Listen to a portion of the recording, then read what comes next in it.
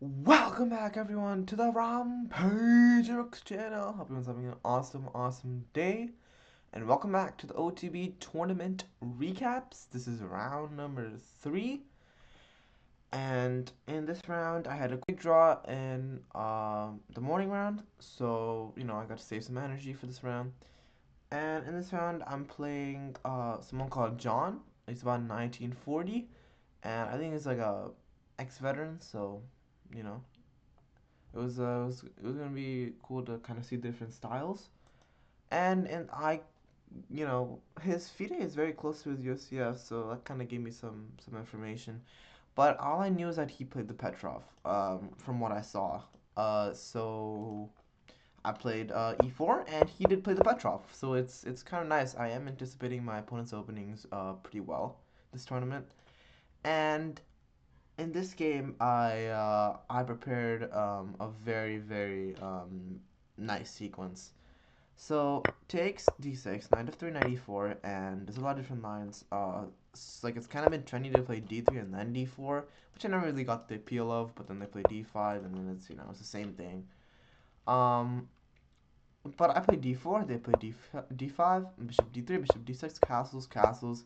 And the main point of this opening for white is to try to hit this pawn with c4 and bring out the queen to the queen side. This opening from the black side has been popularized by um, Jan Nepomniachtchi of Russia, and he loves this. This kind of his like pet opening, right? The Petrov. So play c4, c6, and rook e1, just putting more pressure on the knight. Rook e8, knight c3, and there's two lines here. He can take the knight, and I was planning to, I think, take, and then take on c3. He can take on c4 and then play bishop g4. And there's a bunch of lines here, but I think this one is pretty comfortable. Bishop b3, bishop d3, queen c2 if I need it, and I bring my rook to e1, and it's a nice position. It's a fluid position for white. Um, but he played bishop f5, and I was kind of sitting there, and I was like, that move's not right. So I blitzed out queen c2, and this was still part of my preparation because I thought he might play bishop f5 because it's something you like to reinforce your pieces. You don't want to give away the control. So I played queen c2, and I played queen c2 because if he takes the knight, it's very important, you guys, that I will take the rook, queen takes, and I don't take the knight here because he can easily trade off some pieces. I take the bishop.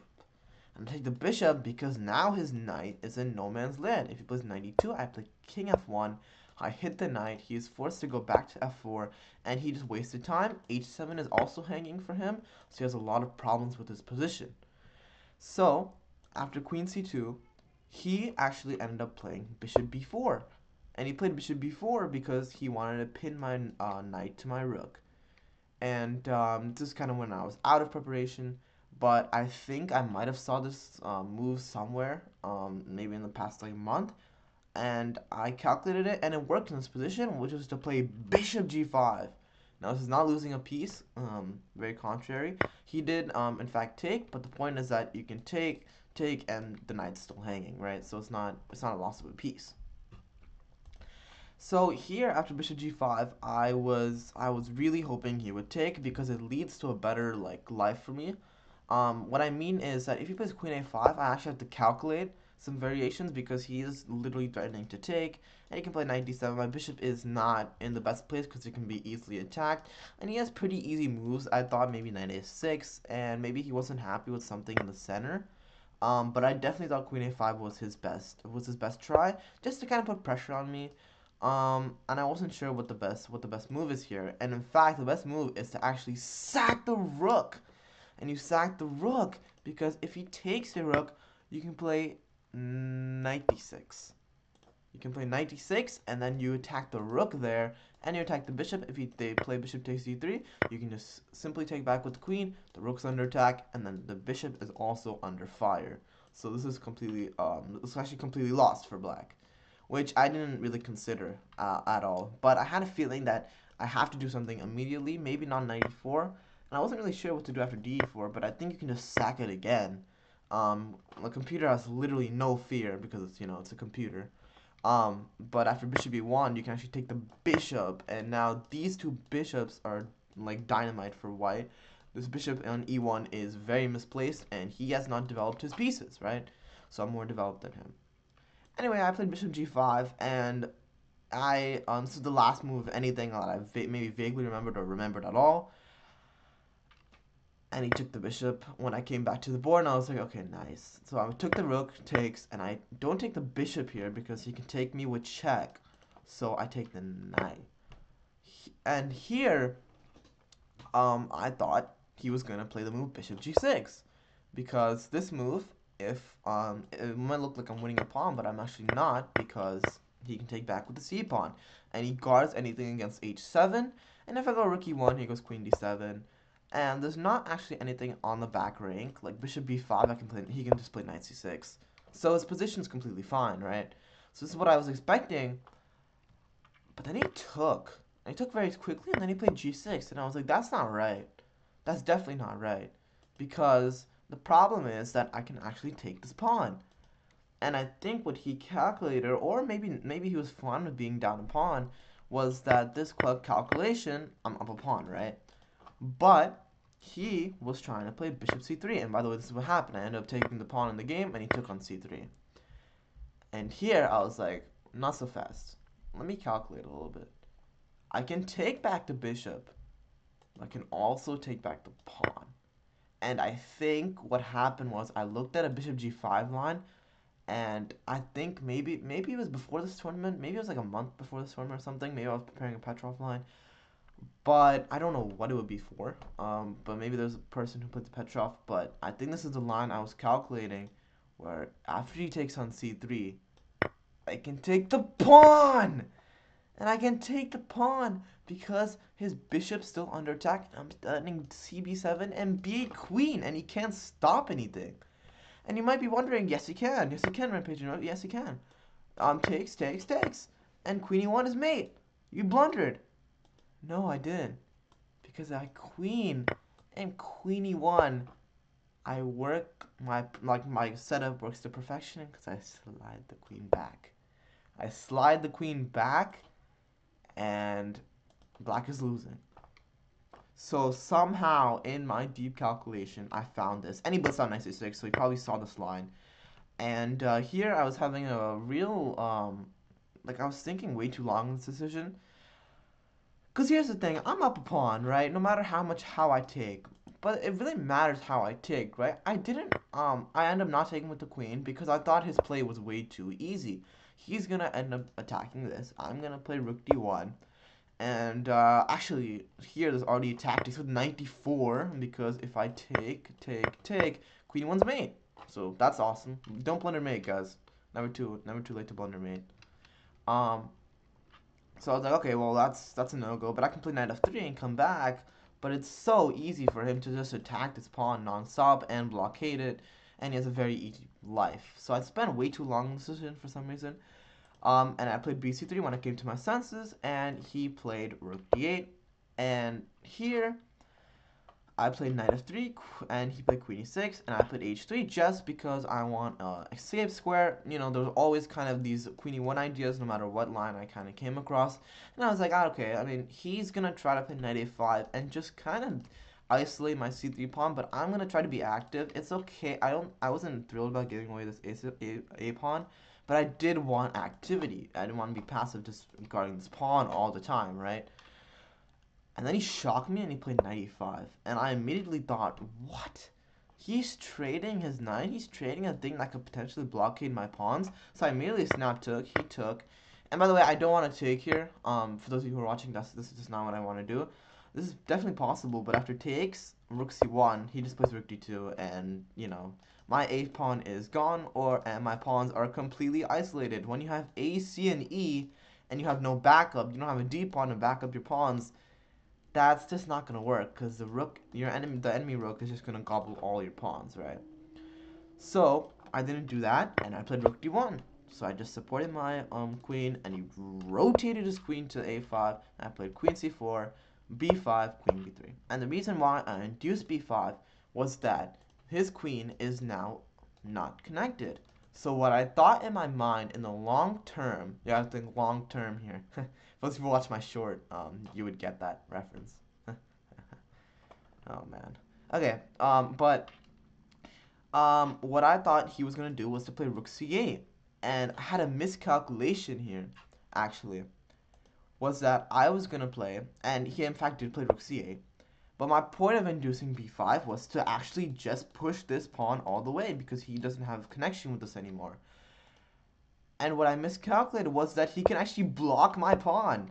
I thought that he couldn't stop this rook d3, rook f3 idea. I thought he just couldn't stop the weak f7 pawn, so we'd have to go passive and then I push my pawn. But I forgot that he can actually play rook c4 because of this new b5 idea. But I realized that I can just actually push my pawn and there's no blockader at the end of the board, right? So he has to be very careful when he leaves his rook away from the back rank. He played a6, I played g5. And a6 I thought was just a waste of a move, but I definitely wanted to guard this. And I just thought this is perfect for me because now I know I'm definitely better. Rook d8, d6, rook d7, and I kind of missed that he could play rook d7. I thought he had to keep his rook on d8, and I pushed my pawn to d7. And then I try to get his rook out, but it's a nice dark square blockade. But he played rook d7, queen d5, queen b6. And this is kind of the climax of the position where I wanted to just kind of get into his space. So I played queen e5, and then I played queen c6, and I kind of realized, how do I break through here? My queen is on with this perfect square. My king is fine. It has a luft if it needs it. But this is what I created. It's called a luft. So what do I need? Um, and here I played what I thought was the most next logical move, which was rook d5. And I was like, okay, I found the plan. My plan is to play rook d5, and now play rook c5, and my queen isn't the one who's going to do the dirty work. My queen is going to be actually the one who's guarding against the king's escape, and I'm going to try to infiltrate on the back rank. Now, what he decided to do was to go full cocoon mode. He was like, no, you're not getting through my pieces. But then I realized I don't have to go back with rook d5. I can actually move forward with rook c6. And the problem is that I'm attacking his queenside pawns, and he is forced to play a5. Now I got really impatient here, because I was like, I don't want to play another slow game where I just try to go for rook c7 and trade this, because it's hard to just not give the pawn. So I took a very justified decision, which is just take. And my decision was, I'm up 2 pawns in this queen endgame. If I don't win, that's on me, right? I have no one else. And my plan was that after, I thought he would check and then play queen d2, and I was going to give up my a pawn, listen up, give up my a pawn because he's trying to infiltrate on the dark square. And this is actually going to be a draw if he does this. So I'm going to queen a5, and I'm going to centralize my queen to d4, whereas king can't actually get through, and I'm going to push this pawn up. Or I'm gonna play like, I don't know, queen c7 and then push this pawn, right? That's kind of my plan. Um, and something very funny happened here. He played queen a5 and I played queen e2. And in my mind, I thought he played queen d1 check, but I realized it wasn't a check, so I can actually push my a pawn.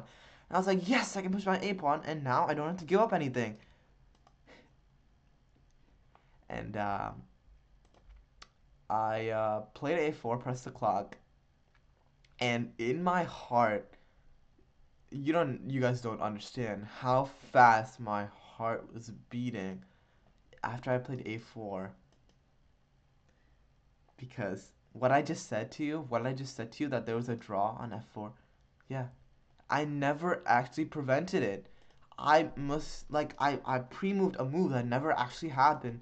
So you had queen c1 and queen f4, and I can't play g2. Queen f2 is hanging, and it was just a draw, and my heart sank. I was like, I just threw probably one of my best games that I played, one of the best preparation games that I probably ever played. And he believed me. He played Queen E1. Oh man, and I think he realized that F2 was hanging, but I set up a really nice trap here, which was to play check, boom, boom, and he's not fast enough to the party, people. A pawn is pushing up the board, and he decided to become a new mayor, and he's a queen. And yeah, after queen d4, my opponent threw in the towel and resigned. And this game was definitely one of the best games I've played, just based on preparation and the deep opening ideas that I actually understood. But blundering Queen C1, Queen F4 is just such a bitter taste because that kind of ruined the game, right? But if that did happen, guys, I don't think I could push through the tournament, honestly. But I mean, we get the win. It's a win. A win is a win, right? So double the time recap than the last game. Obviously, definitely way deeper. So if you guys enjoyed the round 3 recap of my OTB chess tournament, make sure to hit that subscribe button if you haven't already. We're up to 30 subs, so definitely might do some YouTube live thing if once we almost hit 100. But thank you again for all the support for this YouTube journey, and much more to come. Round 4 coming soon. So make sure to hit that subscribe button, like the video, and I'll see you guys from round 4. Rampaging Rooks out.